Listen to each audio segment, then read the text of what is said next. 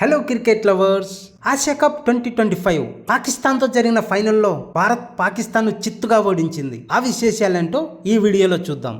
Pakistan Asia cup మధ్యలో తెలుగు కుర్రోడు. Asia cup 2025లో పాకిస్తాన్తో జరిగిన ఫైనల్లో పాకిస్తాన్ 146 టార్గెట్ ను భారత్ ముందు ఉంచింది. 146 టార్గెట్ ను భారత్ అందుకునే క్రమంలో టోర్నమెంట్ మొత్తం అద్భుతంగా రాణించిన అభిషేక్ శర్మ నిలవలేదు. కెప్టెన్ సూర్యకుమార్ మరోసారి నిరాశపరిచాడు.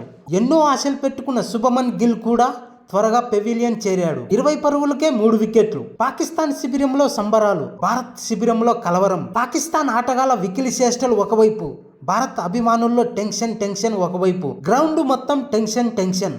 ఓటమి ఇండియాకు చేరువగా వస్తుంది. ఒత్తిడి తాండవం చేస్తుంది భారత్ పైన.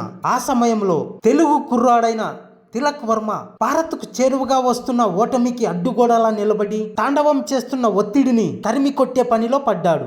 శత్రు సైన్యానికి ధైర్యంగా ఎదురు నిలిచిన సైనికుడిలా నిలబడ్డాడు. తీవ్ర ఒత్తిడిలో అద్భుతమైన నైపుణ్యాన్ని కనబరుస్తూ ఫిరంగుల్ లాంటి షాట్లతో ప్రత్యర్థి బౌలర్లపై విరుచుకుపడుతున్నాడు తిలక్ వర్మ.